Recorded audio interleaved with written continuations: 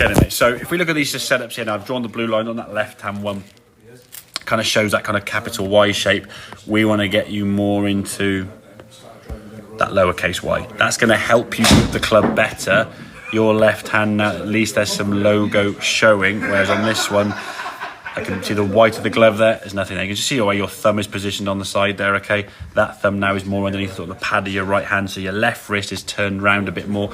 More so because of where you position the club shaft, yeah? The club now near your left thigh makes it a lot more natural for you to hold it here. When you bring it across your body here, and we'd almost say that your right hand here is nearer your right thigh as opposed to your left hand is bare on the edge of your leg. So your hand's almost like a little bit behind the golf ball there.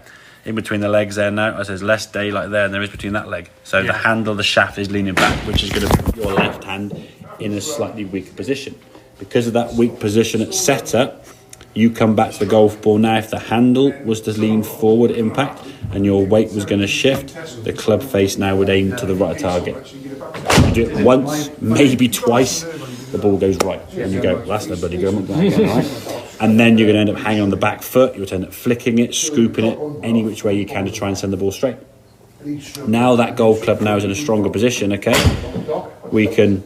Again, good rotation. Backswing position now is in a much better spot, okay? Can't quite see the club face there, but the fact the face looks a bit more to the sky for me is a good thing. Whereas I don't know if we'll see the club face on this one. That club face for me is a bit more kind of toe down, which is indicative of the club face being more open to target, okay? So this position here now is good. What you'll find, this is the move that we were talking about with your driver, okay? If I put a line to the centre of your head here now, you can sort of see that drop in the golf ball there. Now, it's not too bad in here because you're not putting too much energy in. It's only an 8 or a 9 on, okay? So back into impact.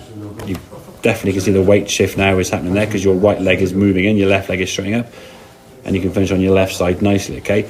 As the swing gets faster and faster and the power you're required to hit the golf ball with, or you feel you need to hit, is going to be greater, that driver now is going to, your head's going to fall down this way. Once that head starts going that way, your angle to golf ball gets too steep, you get those high pulley ones or a real low smothery off the heel one if you're not careful, okay? So keeping your head behind the golf ball a bit more, hands back into impact, nicely in front there at impact, okay? Getting a good compression on that golf ball and you're able to change and shift the weight, okay?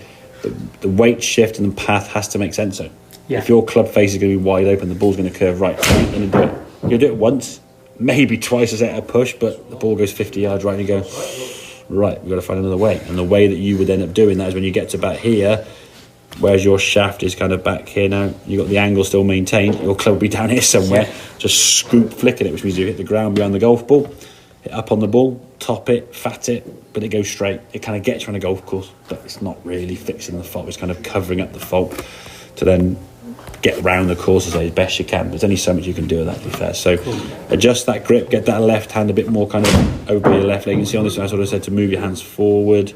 You just have the camera start, okay? But getting the hands there by that left thigh address, get that in a straight line.